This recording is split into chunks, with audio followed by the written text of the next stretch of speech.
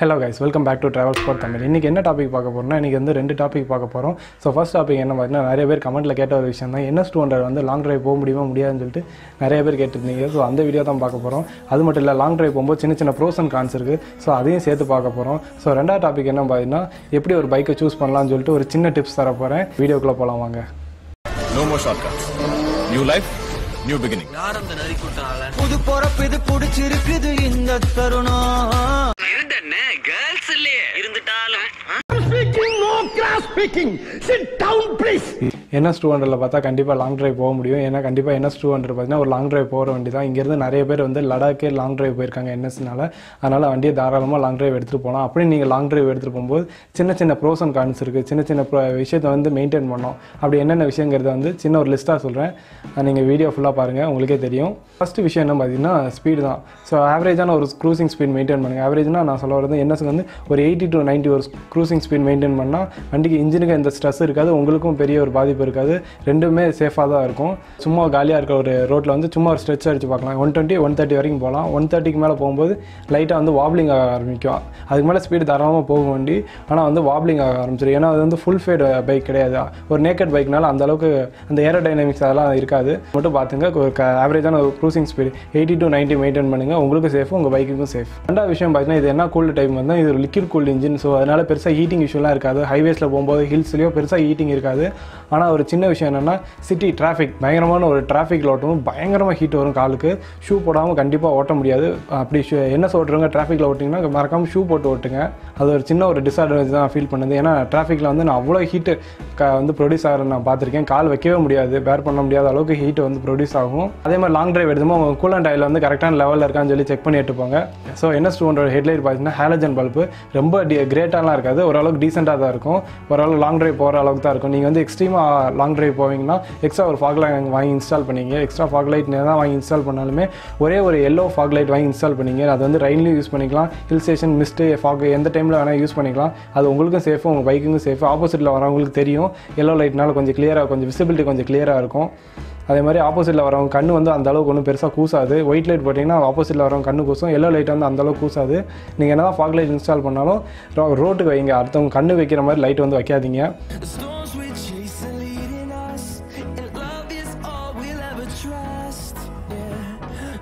பின்னாடி break light பார்த்தீங்கன்னா வந்து எல்இடி தான் கொடுத்துருப்பாங்க, விசிபிலிட்டி நல்லா தான் இருக்கும்.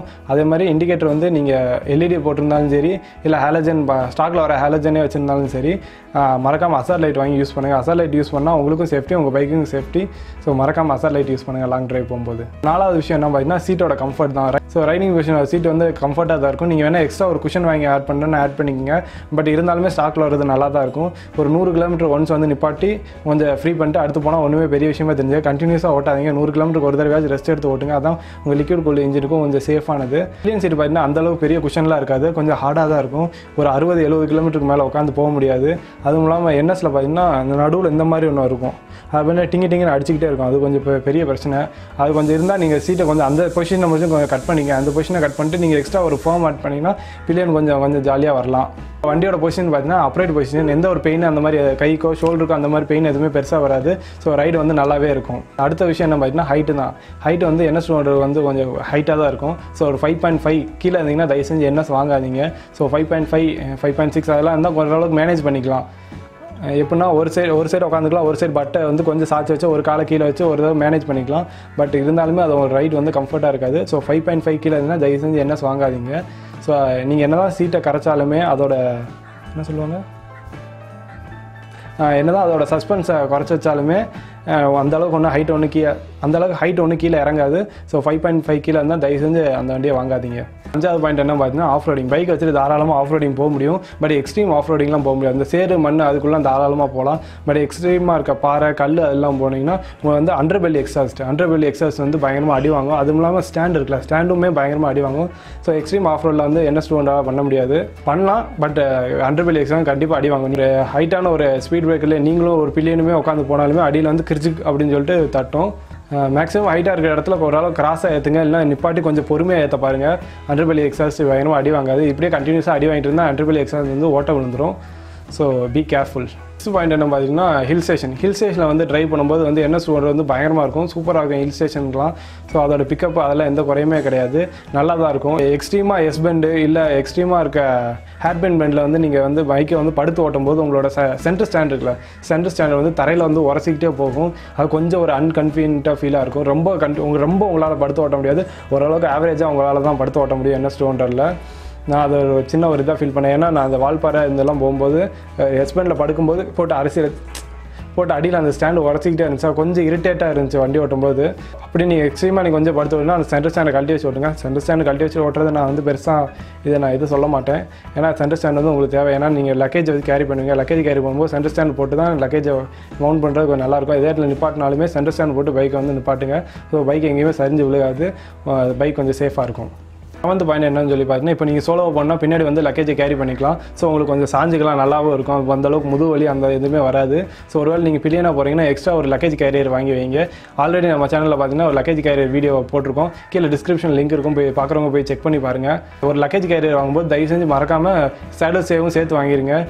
அதே மாதிரி பில்லியனை வச்சுட்டு எக்ஸ்ட்ரா லக்கேஜ் வந்து வைக்காதீங்க, ஏன்னா இது ஒரு மோனோஷாக் சஸ்பென்ஷன். ஸோ வண்டி ரொம்ப உட்காரும். ஓரளவுக்கு டீசெண்டான லக்கேஜை வைங்க. ரொம்ப ஹெவி லக்கேஜும் ட்ராவல் பண்ணும்போது எடுத்துகிட்டு போவாங்க. ஸோ தேவையான லக்கேஜ் மட்டும் எடுத்துகிட்டு போங்க. மற்றபடி லடாக் அதெல்லாம் போகிறீங்கன்னா என்எஸ்ல வந்து சோலோவாக போங்க, பில்லியன் வச்சுட்டு போகாதீங்க. ஸோ ஏன் போவேன் பார்த்தீங்கன்னா, லடாக் பார்த்தீங்கன்னா ஃபுல்லாகவே ஒரு ஆஃப் ரோட் செஷன் தான். ஸோ வண்டி வந்து அடியில் பயங்கரமாக அடி வாங்க. நீங்கள் சோலோவாக ஒரு லக்கேஜ் வச்சு போகும்போது உங்கள் அண்டர் பெல்லி எக்ஸஸ் வந்து அடி வாங்கும். பில்லியனை எடுத்து தாராளமாக போகலாம், பட் எக்ஸ்ட்ரீம் ஆஃப் ரோடிங் வந்து பில்லியன் வச்சுட்டு ஓட்டாதீங்க. எட்டாவது முக்கியமான பாயிண்ட் என்ன பார்த்தீங்கன்னா மைலேஜ். இது வந்து யாராலுமே கணிக்க முடியாது, ஒவ்வொரு வண்டிக்கும் ஒவ்வொரு மாதிரி மைலேஜ் வரும். ஏன் மைலேஜ் பார்த்தீங்கன்னா அரௌண்ட் ஹைவேஸில் பார்த்தீங்கன்னா ஒரு 33 வரைக்கும் கிடைக்கும், ஒரு சிட்டி டிராஃபிக்கில் வந்து 29-30 கிடைக்கும். பட் என் ஃப்ரெண்டோட வண்டிலாம் பார்த்தீங்கன்னா 35-40 சம்திங் 41 கூட வரும். ஸோ அதனால் மைலேஜ் நம்ம வந்து பெருசாக கணக்கு பண்ண முடியாது, ஒவ்வொரு வண்டிக்கான டிசைன் அது உங்கள் டிசைனுக்கு என்ன இருக்கோ அதுக்கான மைலேஜ் தான் உங்களுக்கு கிடைக்கும். என்ன பார்த்தீங்கன்னா ஆவரேஜாக வந்து 30 கண்டிப்பாக கிடச்சிரும். ஒருவேளை அதுக்கும் கம்மியாக கிடச்சின்னா உங்கள் ஷோரூம் கொண்டு போயிட்டு உங்களோட மைலேஜ் வந்து டியூன் பண்ண சொல்லுங்கள். உங்களோட பிக்கப் வந்து கொஞ்சம் குறையும், ஸ்டார்டிங் இனிஷியல் பிக்கப் மட்டும் அந்த லைட்டாக குறையும். மற்றபடி அந்த பிக்கப் இருக்கும், இனிஷியல் பிக்கப் மட்டும் இருக்காது. முன்னாடி இருந்ததை விட கொஞ்சம் பெட்டரான மைலேஜ் உங்களுக்கு இருக்கும். என்ன பார்த்தீங்கன்னா 7000 RPM வரைக்கும் அதோட பவரை கட்டாத, நார்மல் எப்பயும் போல் வண்டி மாதிரி தான் இருக்கும். 7000 RPM கிராஸ் பண்ணுறீங்களா அப்போ தான் அதோட ரியல் பவரே அதை உங்களுக்கு காட்டும். ஸோ ரொம்ப ஃபாஸ்ட்டாக போகிறாங்க, சேஃபாக போங்க, சேஃபாக ரைட் பண்ணுங்கள். இதில் லாங் ட்ரைவ் போனாலுமே வீட்டில் மறக்காமல் சொல்லிட்டு போங்க. ஃபஸ்ட்டு வந்து அலோவே கண்டிப்பாக யார் வீட்லையுமே அலோவ் பண்ண மாட்டாங்க. அவங்கள கூப்பிட்டு சின்ன சின்ன ரைடு, சின்ன இப்படின்னா கோயில் குளம் இந்த மாதிரிலாம் சின்ன நீங்கள் வந்து அவ்வளோ ஸ்பீடாக போக மாட்டீங்க, உங்களுக்கு அந்த பொறுப்பு இருக்குன்னு சொல்லி அவங்களுக்கு காட்டுங்க. அவங்களே சரி போயிட்டு வருவோம், 1-2 லாங் ட்ரைவ் போனதுக்கப்புறம் அவங்களே புரிஞ்சுப்பாங்க, சரி இவனுக்கு ஒரு இன்ட்ரெஸ்ட் இருக்குது, இவன் போயிடுவான், ஸோ போயிட்டு சேஃபாக வருவான்னு சொல்லிட்டு. ஸோ அவர் கடைசி வரைக்கும் அந்த சேஃப் அப்படின்னு சொல்லி வருவான்னு சொல்லிட்டு அந்த நம்பிக்கை கடைசி வரைக்கும் மெயின்டைன் பண்ணுங்கள். தட்ஸ் இட் கைஸ், எல்லா ப்ரோஸ் அண்ட் கான்ஸையும் சொல்லிட்டேன். ஸோ ஏதாவது ப்ரோஸ் அண்ட் கான்ஸ் லீவ் பண்ணால் மறக்காமல் வந்து கீழே கமெண்ட்டில் சொல்லுங்கள். சொல்ல மாட்டேன், டயர் பார்த்தீங்கன்னா ஸ்டாக்கில் வர டயர் வந்து அவ்வளோ நல்லாலாம் இருக்காது, சும்மா ஆவரேஜாக தான் இருக்கும். ஸோ எப்போ அந்த டயர் தெரியுதோ உடனே நீங்கள் வந்து வேறு ஒரு நல்ல ஒரு டயர் எடுத்து போட்டுங்க. சரி, நீங்கள் ஒரு புது பைக் வாங்க போகிறீங்கன்னா எந்த ஒரு சஜஷன் யார்ட்டையுமே கேட்காதீங்க. ஃப்ரெஷ்ஷாக நீங்கள் ஒரு ரஃப் பேப்பர் ஒன்று எடுத்துங்க. என்ன பர்பஸுக்கு நீங்கள் பைக் வாங்க போகிறேன்னு ஃபஸ்ட்டு எழுதுங்க. ஜாபுக்கு வாங்க போகிறீங்களா, இல்லை ட்ராவலுக்கு வாங்க போகிறீங்களா, இல்லை டெய்லி கம்யூனிட்டி, இல்லை சும்மா ஒரு கெத்துக்கு வாங்க போகிறீங்களா, ஃபஸ்ட்டு சும்மா ரஃபாக எழுதிங்க. இதில் ஏதோ ஒரு காலத்தை இப்போ நாம தான் ட்ராவலுக்கு ட்ராவலுக்கு பைக் எடுக்கணும் அப்படின்னா ஒரு ட்ராவல் டிக் பண்ணிங்க. ஸோ அடுத்த விஷயம் நம்ம தான் ப்ரைஸ் வந்து 1 lakh to 2 lakh, 2 lakh to 3 lakh, 3 lakh to 4 lakh extra அந்த மாதிரி. இப்போ பைக் வந்து 1 lakh ஃபிக்ஸ் பண்ணியிருப்பீங்க, ஆனால் 1,20,000 அது அப்ராக்சிமேட்டாக மாறும். அது ஒரு பெரிய விஷயம் கிடையாது. அடுத்த பாயிண்ட் என்ன பார்த்தீங்கன்னா அதோட மைலேஜ். ஏன்னா மைலேஜ் பார்த்தீங்கன்னா ஒரு 20 to 25 கண்டிப்பாக என்னால் மைலேஜ் போடவே முடியாது, என்னால் பெட்ரோல் போட முடியாது. ஸோ என்னோட மைலேஜ் பார்த்தீங்கன்னா அரௌண்ட் ஒரு 30 to 40 or 40+ இருக்கணும்னு நான் எக்ஸ்பெக்ட் பண்ணுறேன். ஸோ 40+, அதேமாதிரி 50 உங்கள் எக்ஸ்பெக்டேஷனுக்கு ஏற்ற மாதிரி. ஸோ அதை கேட்டகரியும் டிக் பண்ணிங்க. அடுத்த கேட்டகரி ஒவ்வொருத்தவங்களும் ஒவ்வொரு பொசிஷன் பிடிக்கும். சில பேருக்கு வந்து ஸ்போர்ட்ஸ் அந்த ரைடிங் பொசிஷன் பிடிக்கும், சில பேருக்கு ஸ்ட்ரீட் பிடிக்கும், சில பேருக்கு க்ரூசிங் இது பிடிக்கும். ஸோ உங்களுக்கு என்ன பிடிச்சிருக்கோ அதை டிக் பண்ணிங்க. ஸோ கரெக்டான ஒரு சிசியை நீங்கள் பார்த்துங்க. எந்த சிசி, ஒரு 100 சிசியா 150 சிசியா வந்துட்டு உங்களுக்கான சிசியை நீங்கள் வந்து முன்னாடி எழுதி வச்சுட்டு இதில் வந்து லிஸ்ட் ஆஃப் கம்பெனிஸ் இருக்குது. என்னென்ன எந்த கம்பெனியில் வந்து உங்களுக்குன்னு ஏற்ற ஒரு வண்டி ஒரு கம்பெனியில் கண்டிப்பாக இருக்கும். ஸோ அந்த வண்டியை நீங்கள் வந்து செலக்ட் பண்ணுங்கள். அந்த வண்டியை செலக்ட் பண்ணிட்டு அதுக்கான ப்ரோஸ் அண்ட் கான்ஸ் ஃபுல்லாகவே பாருங்கள். மெயினாக வந்து நிறைய டிஸ்அட்வான்டேஜ் பாருங்கள், என்னென்ன டிஸ்அட்வான்டேஜ் இருக்குன்னு சொல்லி பாருங்கள். அட்வான்டேஜ் இருக்கும் கண்டிப்பாக, பட் என்னென்ன டிஸ்அட்வான்டேஜ் இருக்குன்னு சொல்லி நல்லா பாருங்கள். பார்த்ததுக்கப்புறம் அட்வான்டேஜ் பாருங்கள். பார்த்துட்டு ஓகே இது எடுக்கலாம்னு சொல்லிட்டு வண்டி வச்சுருக்கவங்கள்ட்ட ஒரு சஜஷன் கேளுங்க. கேட்டு கேட்டுங்க என்னென்ன பிரச்சனை இருக்குது, என்னென்ன பிரச்சனை என்னென்ன பிரச்சனை ஃபேஸ் பண்ணியிருக்க, லாங் ட்ரைவ் போகும்போது ஃபேஸ் பண்ணியிருக்கா, இல்லை ஷார்ட்டில் டெய்லி டிராஃபிக்கில் ஹீட்டிங் இஷ்யூ, டயர் எதுவும் எந்த ஃபால்ட்டு, இன்ஜின் எதுவும் ஃபால்ட்டு, சத்தம், வைப்ரேஷன் எல்லாத்தையுமே நீங்கள் விசாரிங்க. லாஸ்ட் விஷயம் என்ன பார்த்தீங்கன்னா, நம்ம கலருக்கு எந்த சட்டை கரெக்டாக இருக்குன்னு சொல்லி நம்ம பார்க்குறோம்ல, அதே மாதிரி தான் நம்ம கலருக்கு எந்த வண்டி கலர் கரெக்டாக இருக்குன்னு சொல்லி பாருங்கள். நீங்கள் எந்த கலரில் அந்த வண்டியை ஓட்டிட்டு போனால் உங்களுக்கு அழகாக இருக்குமோ அந்த வெஹிக்கல் சூஸ் பண்ணிங்க. இந்த ஆப்ஷன்லாம் நீங்களே ஃபில் பண்ணி பாருங்கள். உங்களுக்கே ஷார்ட்டோட ஒரு 4-5 கண்டிப்பாக ஒரு 3-4 பைக் கண்டிப்பாக கிடைக்கும்.